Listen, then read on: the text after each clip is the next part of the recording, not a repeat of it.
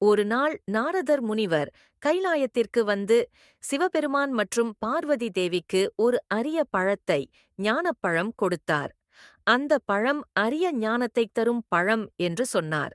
சிவன் மற்றும் பார்வதி அந்த பழத்தை தங்கள் இரு மகன்களான விநாயகர் மற்றும் முருகனிற்கு கொடுக்க நினைத்தார்கள். ஆனால் பழம் ஒரே ஒன்று. அப்பொழுது சிவபெருமான் ஒரு சோதனையை வைத்தார். உலகை மும்முறை சுற்றி வந்து வருபவனுக்கு இந்த பழம் வழங்கப்படும் என்றார்.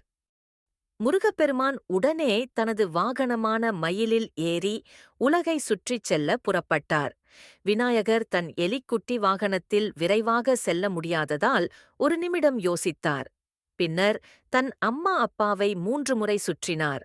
அவர் சொன்னார், என் உலகமே என் அம்மா அப்பா, அவர்களை சுற்றியது உலகைச் சுற்றியது போன்றதே.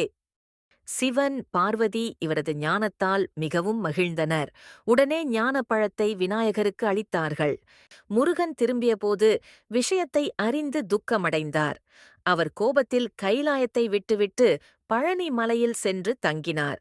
பின்னர் சிவன் மற்றும் பார்வதி முருகனை சந்தித்து விநாயகரின் செயலின் உள்ளார்ந்த அர்த்தத்தை விளக்கினர்.